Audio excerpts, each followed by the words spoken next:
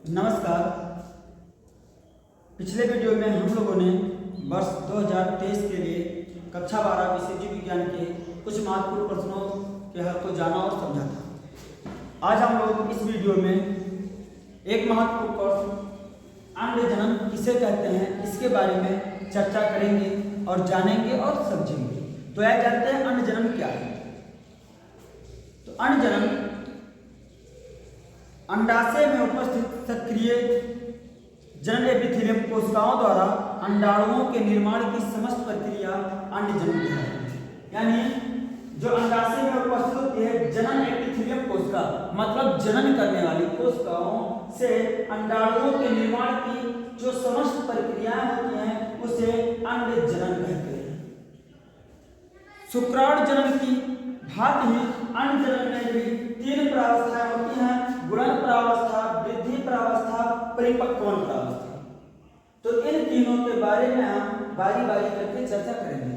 तो ऐसे गुणन प्रावस्था क्या है।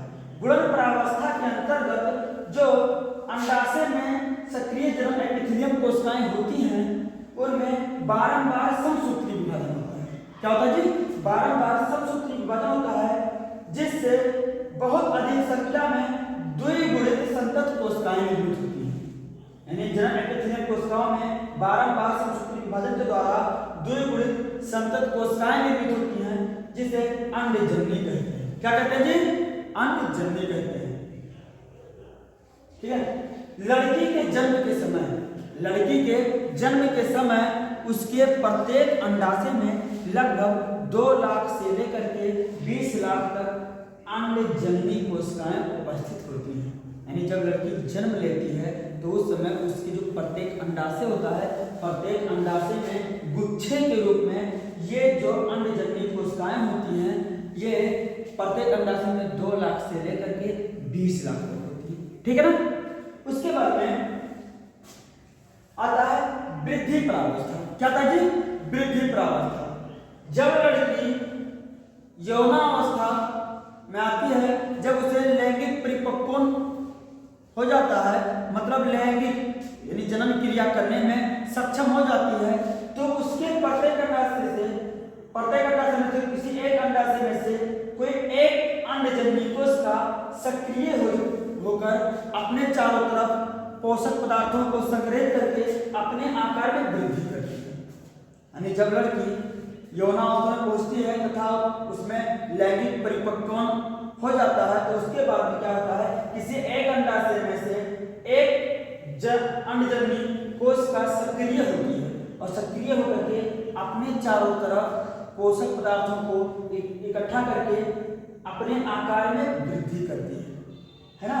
तो जो कोशिका सक्रिय होकर अपने आकार में वृद्धि करती है उसे प्राथमिक अंडक कहते हैं। क्या कहते हैं? प्राथमिक अंडक कहते हैं तथा यह अवस्था वृद्धि प्रावस्था कहलाती है।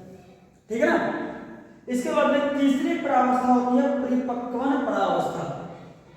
परिपक्वन प्रावस्था के अंतर्गत बहुत सारी क्रियाएं होती हैं।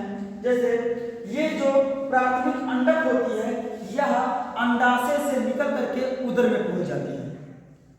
अंडाशय से निकल करके उदर में पहुंच जाती है। इस प्रक्रिया को डिंबोत्सर्ग कहते हैं। क्या कहते हैं जी?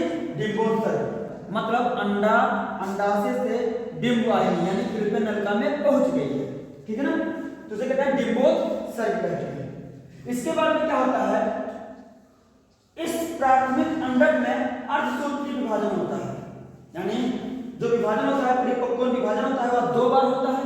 प्रथम बार में क्या होता है, प्राथमिक अंडक में अर्धसूत्री विभाजन होता है जिससे 2 आगुणित कोशिकाएं निर्मित होती हैं। एक बड़ी आगुणित कोशिका और एक छोटी आगुणित कोशिका। बड़ी आगुणित कोशिका को द्वितीयक अंड कोशिका कहते हैं तथा छोटी आगुणित कोशिका को प्रथम ध्रुव कोशिका कहते हैं। ठीक है ना। इसके पश्चात में द्वितीयक परिपक्वन विभाजन होता है। यह विभाजन लगभग निषेचन के समय होता है। किस समय होता है जी? निषेचन के समय जब शुक्राणु अंडाणु से मिलने जाता है यानी शुक्राणु अंडाणु से मिलने आता है तो उस समय क्या होता है, द्वितीयक अंड कोशिका में केंद्रीय विभाजन होता है यानी अंदर ही विभाजन हो जाता है। बाहर से स्पष्ट नहीं होता है लेकिन अंदर ही विभाजन हो जाता है, उसे कहते हैं केंद्रीय विभाजन। तो क्या होता है इसमें जो होता है द्वितीयक अंड कोशिका में निषेचन के समय लगता है लगभग से निषेचन के समय इसमें द्वितीयक अंड कोशिका में द्वितीयक परिपक्व विभाजन होता है, जिसके फलस्वरूप एक बड़ी कोशिका और दूसरी छोटी कोशिका निर्मित होती है। इस बड़ी वाली कोशिका को अंडाणु कहते हैं तथा इस छोटी वाली कोशिका को द्वितीयक ध्रुव कोशिका कहते हैं। इस प्रकार जनन एपिथेलियम कोशिकाओं से अंडाणुओं का निर्माण होता है। समझना जी।